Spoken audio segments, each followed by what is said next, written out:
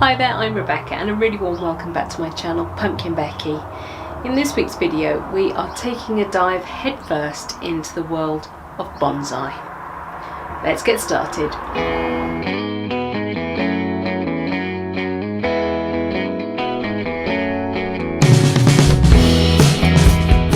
I first got into bonsai when I was about 13.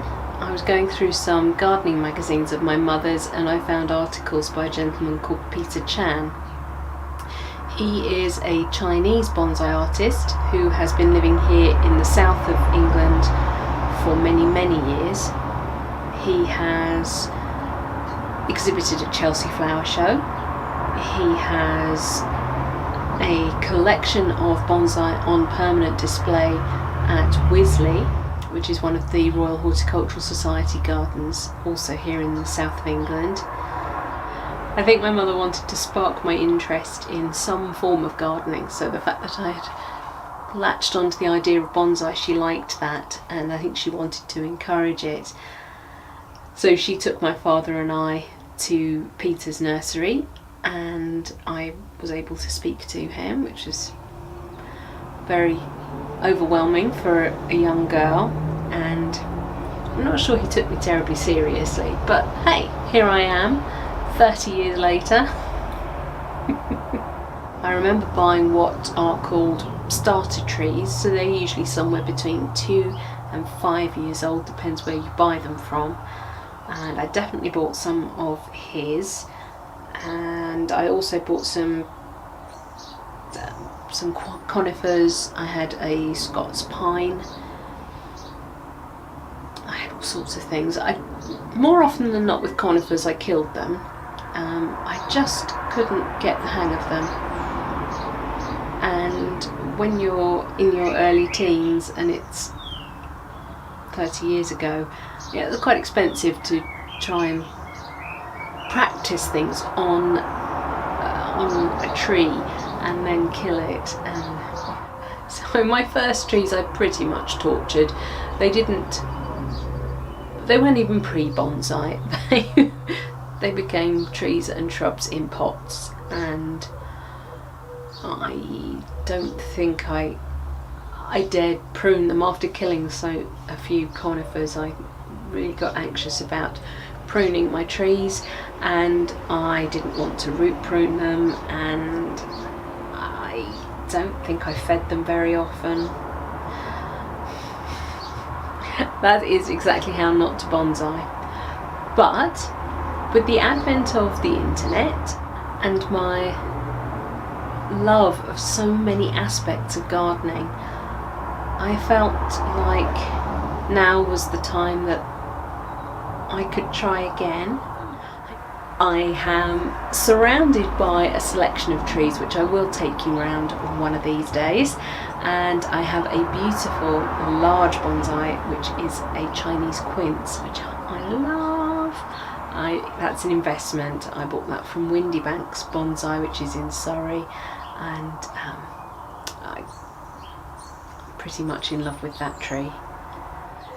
This is by no means going to be an instructional video. I am not an expert. I am merely an enthusiastic amateur, and I think the internet has re-sparked my interest because it has opened my eyes to new ways of doing things. When I was young, I had the magazine articles from Peter Chan. I invested in a couple of his books, and I remember I got one as a school prize one year. But that knowledge is static, and I tend to learn by watching people do things. So when I realised that there was actually a really big bonsai community on YouTube demonstrating on young trees, old magnificent trees, and everywhere in between from all around the world, I thought I could really learn something here. I have two standout favourites in the internet bonsai world. My first is Ryan Neal. He is from Bonsai Mirai, and they are based in Oregon in America, and his enthusiasm and his need to impart even the most fundamental skills in horticulture, not bonsai, but horticulture, understanding the tree, understanding what it's doing in each season, why it's doing this, why it needs this, why it's dreadful to prune at this time of year or that time of year. He really captured my imagination in terms of the amount of knowledge he was imparting. He trained with Mr. Komura. He was one of his apprentices in Japan, and there is no doubt that he is incredibly skilled and incredibly talented. My second favourite person on the internet in terms of bonsai is Nigel Saunders. He is from Canada, and he is a bit of a maverick. He doesn't do things the way you're taught you should do them. He bare roots trees, often uses clip and grow techniques rather than wiring. And whilst Ryan is information and excitement and enthusiasm, Nigel is very soft and gentle to listen to. Yeah, I could wax lyrical about the two of them, but it's not getting our bonsai done, is it? I bought some starter trees from Peter Chan with the idea that I was going to do a video about planting a landscape. I bought some English yew, and I also bought some larch. Whilst Peter advertises the larch starter trees as perfect for doing a forest planting, when I found this one in my delivery, I realised that it wasn't really suitable. It really is more destined to be its own tree. So I ditched my plan to show you planting a landscape, and I'm actually going to plant this one into this little tiny pot. This is a Japanese larch, and it's just coming into leaf now. The buds have just broken. There are lots of buds that are lying dormant, so once we start working on this, I might find that they start to come to life as well. I can see that Peter has pruned this at the top with the intent of maybe creating a new leader. So there's a chance that I might fiddle around with the style of this tree. It's very long and leggy at the moment. First things first, let's get it into its new super cute little pot. This lovely little glazed ceramic bonsai pot has a huge hole in the bottom for drainage, and I need to use some drainage screen over the top of that hole to stop all compost just falling out. So I'm just using my root shears to take a little piece of that off. Plastic bonsai screen is incredibly inexpensive and incredibly important, and you can see I can cut sheets down and I only need a little tiny piece to cover that one hole. Taking a small piece of wire, and what I want to do is gauge the size of the hole. I've bent a more than 90-degree angle. No, I haven't. I've bent a less than 90-degree angle in this piece of wire. I'm going to pop it in the hole and see where I need to bend it next. So I want it to just sit inside that hole. I put my screen back in, and I push my little U shape down so that the legs come out of the bottom, and inside the little U is forming a clip to hold that tight. With a firm pressure on the top of the clip, so that the screen is held absolutely flat. I do a nice sharp bend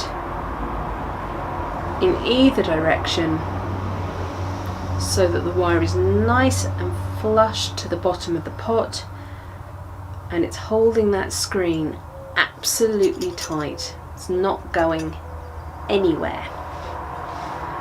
And then I finish off by simply cutting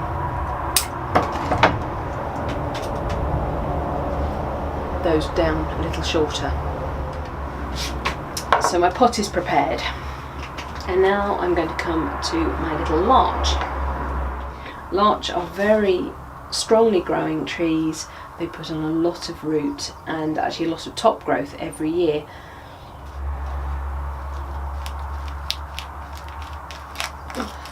Wow, that is completely full of roots. And here is my little dilemma.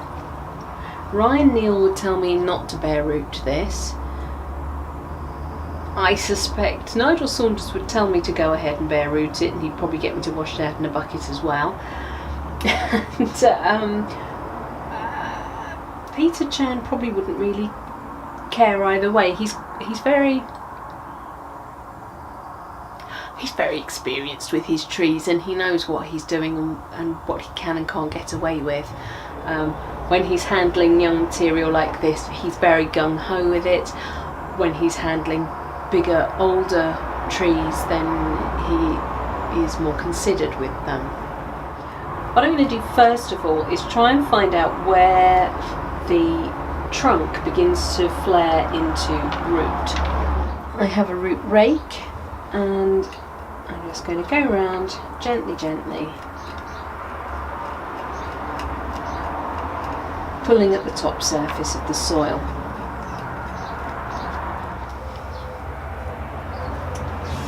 Okay, I've lost a lot of root there, but I'm not worried because, as I say, larch do put on a lot of root growth every year.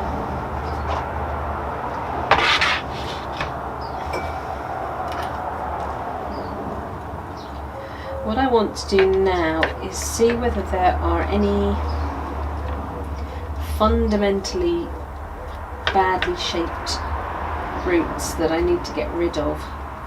The idea is that your roots will form a lovely radial pattern spanning all around the tree.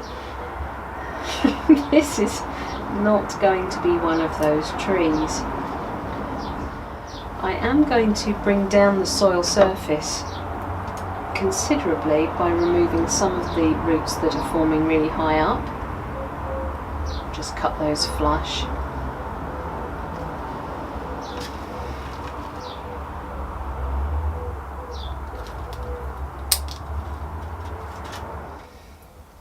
And you want to untangle any that are twisted around each other, and because these have been grown in pots, they will be twisted.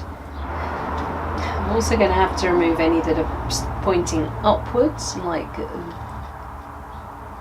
this root here is trying to grow up, so I'm going to have to cut that off.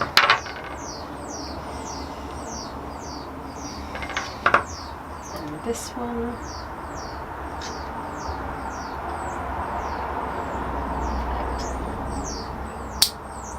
That had looped itself right the way around. I've got big thick roots coming right down. I don't want those. So I'm going to cut that one off, but still leave some of these nice fine feeder roots on. There's another thick one.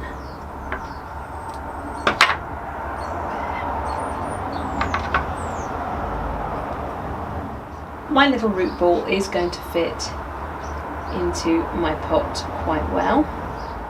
By cutting roots off, you should encourage the tree to put out new roots, new fine roots. The next thing to do is to check what will be the front of my tree. I think that the intention was for this to be the front.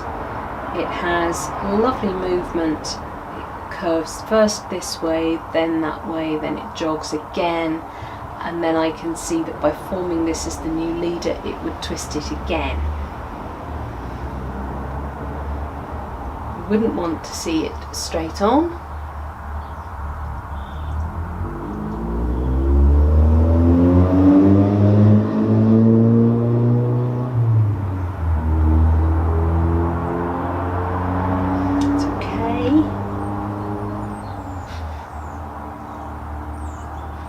You don't generally want your bonsai to be pointing away from you.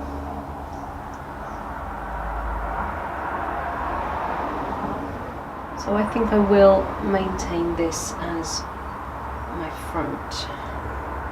So the next thing to do is to install a securing wire or two. So we're going to put these in through the drainage hole just as we did the other securing pin, but we're going to do them in the opposite direction. So we're going to go from the bottom and push up so that the tails come out into the body of the pot. And we will do that with both.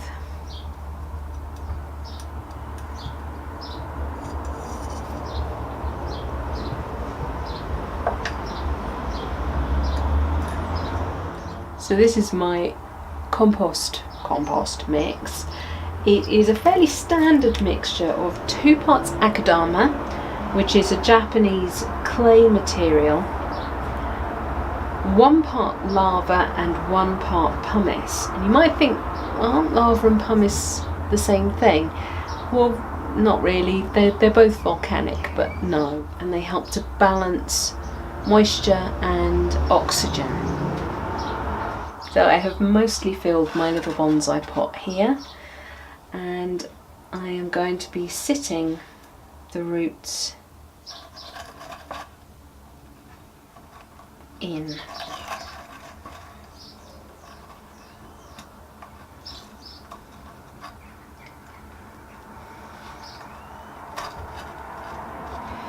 My tree will sit a little proud of the surface, and I want to try and ensure that I have flared out the roots as much as possible.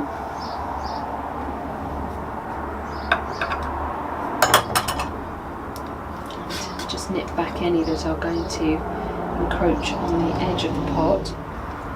Wire the tree roots in with care and consideration. Don't find yourself trapping roots, as it will affect the development of the tree. Hold the tree firm.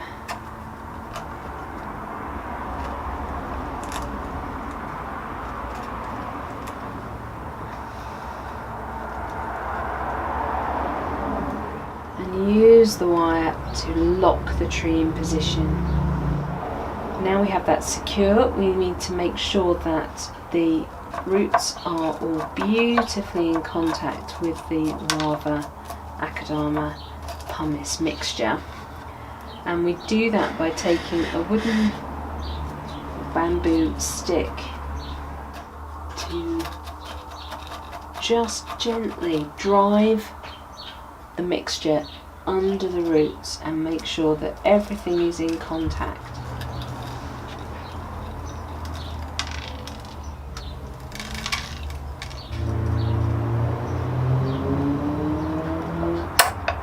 Taking the opportunity to cut off the tails of wire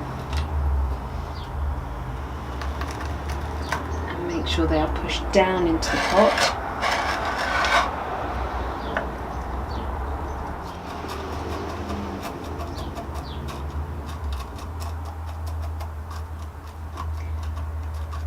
Be gentle when you're doing this phase. You're not trying to break down the akadama. You are simply trying to make sure it is completely in contact with the roots. You should always preserve a lip between the akadama and the edge of the pot, and that's so you can get water in, but it doesn't sploosh all the compost out. And then the last thing we're going to do for this little tree is take some dried sphagnum moss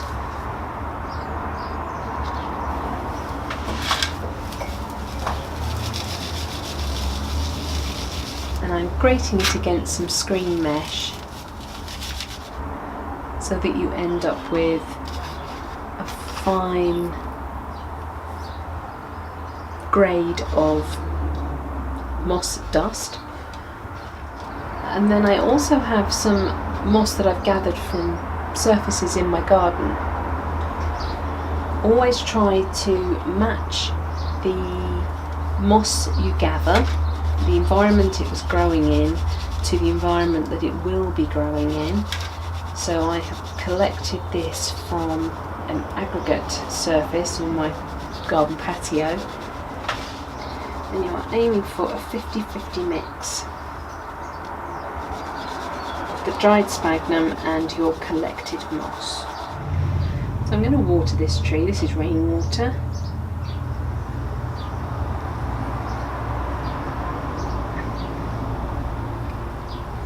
And you want the water to run through until the overflow is coming out nice and clear.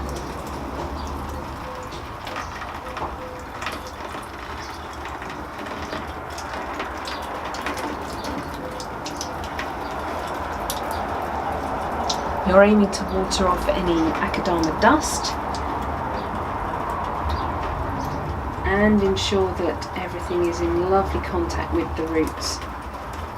And finally I'm going to add this top dressing to the soil surface, so make sure it's well mixed up, and a light sprinkling.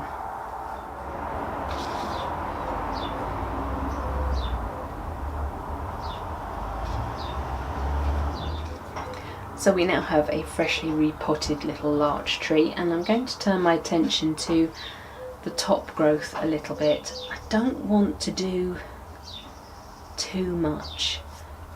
It's lost a lot of roots from what I've done to it today.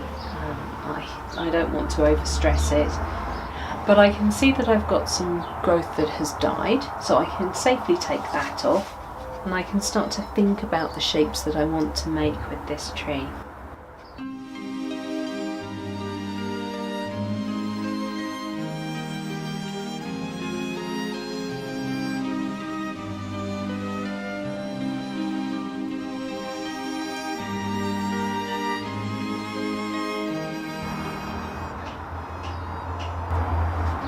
Generally speaking, you remove branches that form within a curve. So you want branches on the outside of a curve, not the inside of the curve.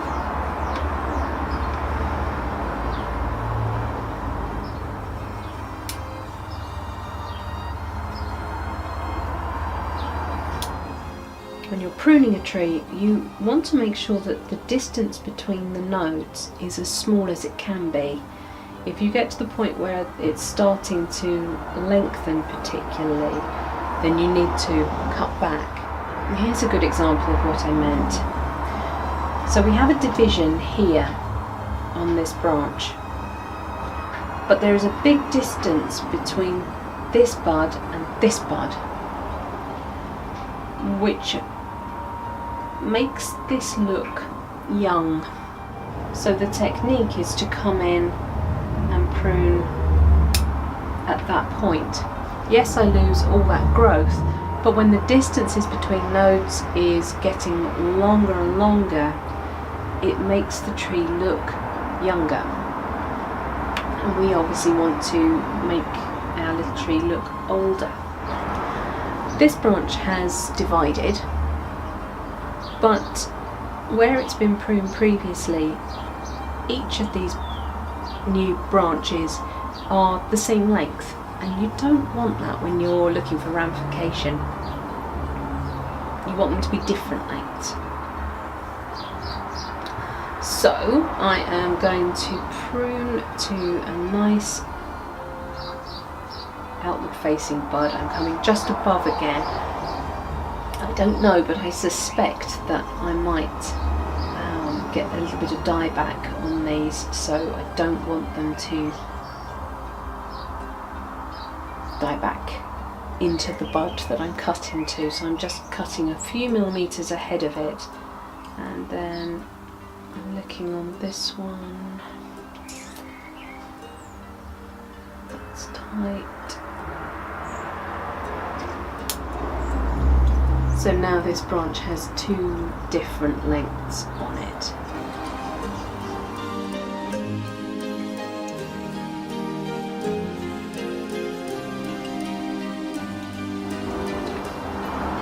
So I am going to wire some of these branches, and this is how you judge the wire gauge that you need. You take your wire and you try and push against the branch that you are about to form.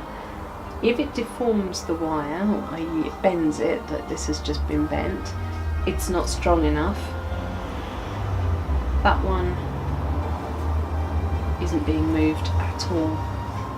And you normally wire 2 branches together. The trouble I have here is there's a huge distance between this branch and the next branch.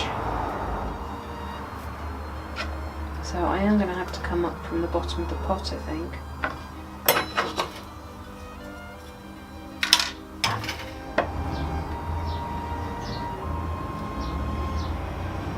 I was always taught that you wired at a 45-degree angle, but Ryan Neal does not hold to that, and he says you want to be at around 60 degrees when you do your twists. And this is a variety that has branches that come out and down gently.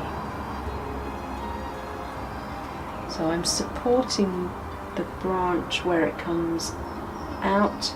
The wire is also supporting the bend.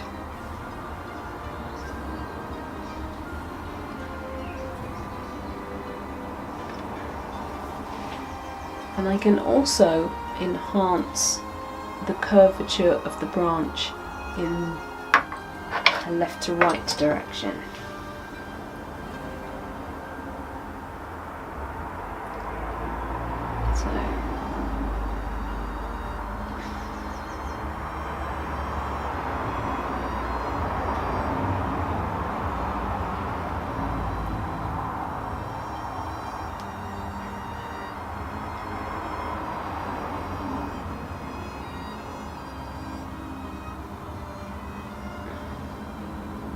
A little like that.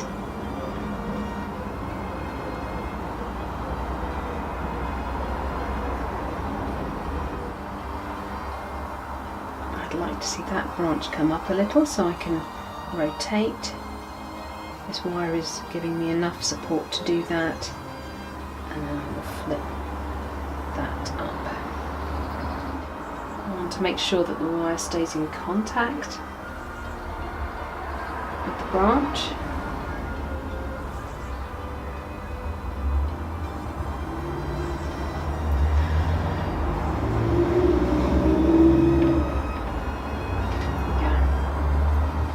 So we have a shape formed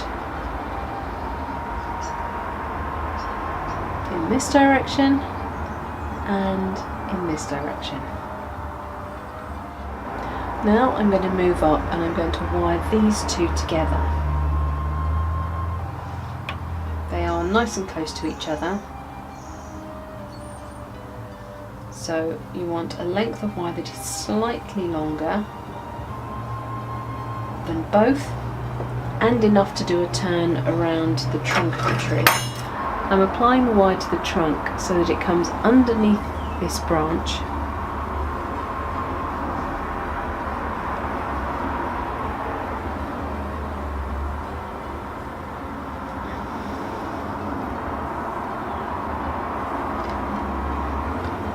Make sure it's in contact with the branch. Give it a couple of turns up, then come back to your tail end, continue supporting. This will move around a bit, and bring the wire down to the next branch underneath and begin twisting.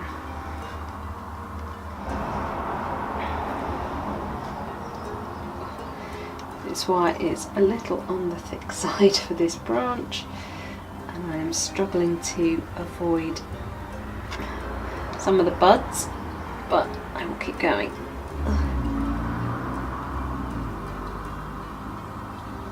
Okay.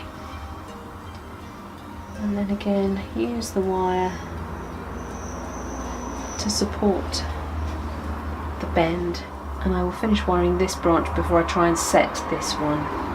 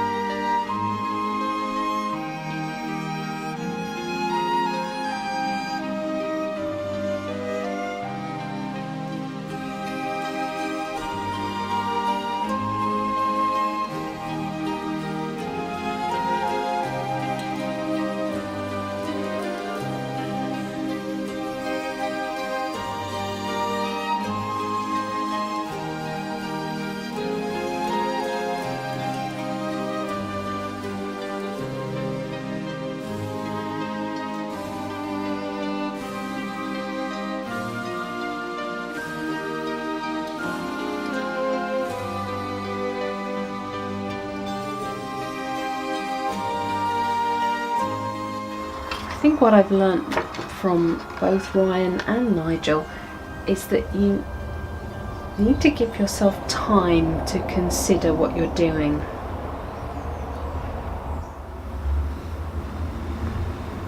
Okay, well, it doesn't look like much right now, but I will certainly bring you back in for updates. I will now just go around and remove any excess wire.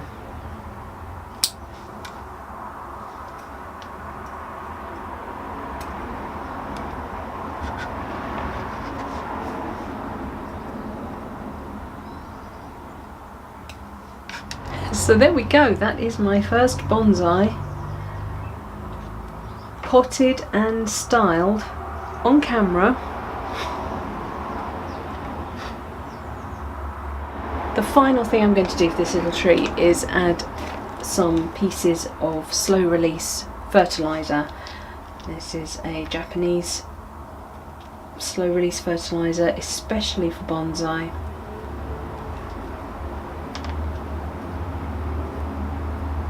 Has the right balance of nutrients. If you blast this tree with nitrogen, then it's just going to put out lots of long leggy growth that you have to fight to get back and to reduce those internode lengths again. So much better to go with a proper bonsai slow release compost. Compost? Feed.